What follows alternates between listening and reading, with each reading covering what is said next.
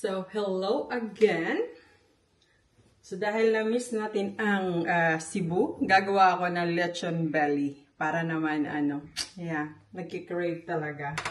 So, andito yung belly natin. Pinapaano ko siya kasi gumagawa ako, pero hindi talaga nagkikrispy yung balat. So, ngayon, inaano ko siya, nilalagyan ng salt. Dino-draw out yung moisture. Tapos, nakabili din ako ng tanglad. Yeah, ito. So, kumpleto tayo. Seasoned na yung lechon belly ko. So, gagayatin ko lang yung tawag doon. Yung tawag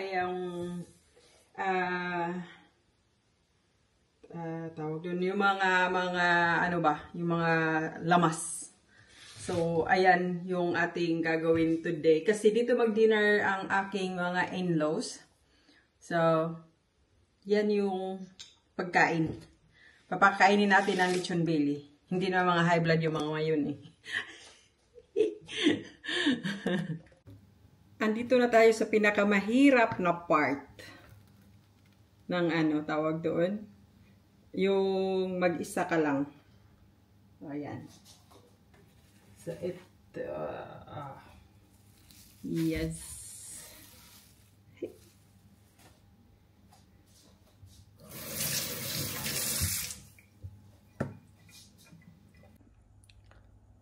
Ayan ang ating lechon belly. Hindi siya ganon ka-tight kasi ako lang mag-isa, wala dito yung asawa ko. Pero natali ko siya. Yun yung importante. So, i-oven ko siya for 3 hours. Pero yung yung first 2 hours is yung nasa 160 degrees. Tapos yung 1 hour, i-blast ko siya ng 180 para mag-crispy. Hoping na mag-crispy siya this time. Oh my goodness. Ang charap tingnan. At parang siya, parang crispy. Try, anuhin natin, i-check. Ooh! Ooh! Oh my God! Hala! Perfect this time ang aking lechon belly. Ah. So mag-grocery tayo. Pupunta ako ng yung malapit na groceryhan dito. So ito yung dadaanan. Ayan.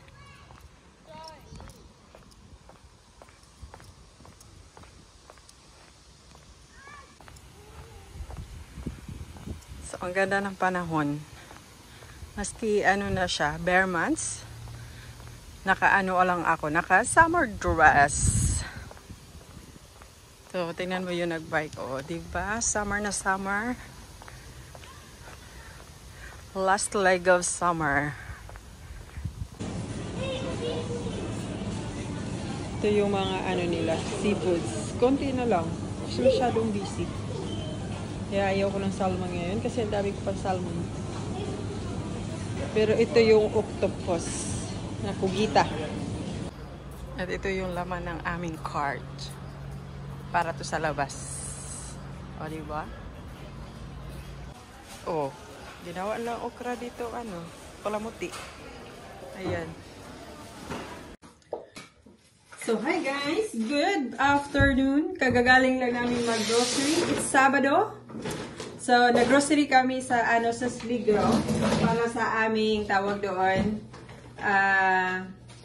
monthly na tawag doon na meat at saka fish.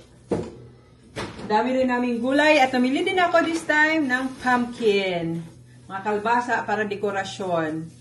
Sana matapos na ng aking asawa yung Tapos ito pala yung napamili ko sa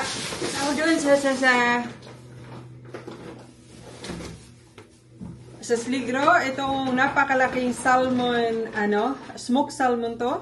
Hindi ako nagbili ng fresh salmon today kasi ang dami ko pa sa freezer. At ito isda, yung mura siya tilapia, pero hindi siya tilapia. Dorada ang tawag dito. Hindi ko Tapos ito, green mussels. Tapos shrimp. Quinoa. Doon ako bumibili sa Sligro kasi mas mura kaysa supermarket bibilhin. Mahal to eh. Tapos rosé, yung medium sweet. Tapos chicken. Yung ano, yung tawag doon, baboy. Baboy. And, oh yeah, ito yung actually kaya nagpunta ako. Dapat next week pa kami pupunta eh. Pero, dahil pag, libre to, yung entry ko na, ano, tawag doon, yung nature meat. Yung parang, ano ba, ano lang talaga, nature lang talaga kinakain, walang, ano. So, yan, libre yan. Na normally, it's 15 euro, so libre. Kasi, kailangan mong say ng amount. Tapos, ito, honey. Ikasha honey, para yan sa mga diabetic. Hindi naman ako diabetic. Walang diabetic sa amin dalawa. Tsaka, ano, tuna. At, beef. A burger pala. Wagyu burger. At saka itong Angus burger. So, yan yung napamili. Yan yung ano namin. Yun yung basic na yung sa meat. Tsaka sa fish. At, yeah, andun yung mga vegetables. Ipakita ko. Yeah. So, ito yung vegetables namin. At saka fruits. Ano lang to? For a week. Na consumption. Eto, madami akong cucumber kasi mag-juice. I-juice ko yung celery at apple at saka ito. Tapos, oh, ayan. Asan ka dyan? Isang sakong kamote.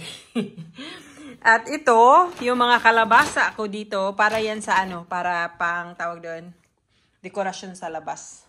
So, yan lang yan yung mga namin napamili. Na grocery today.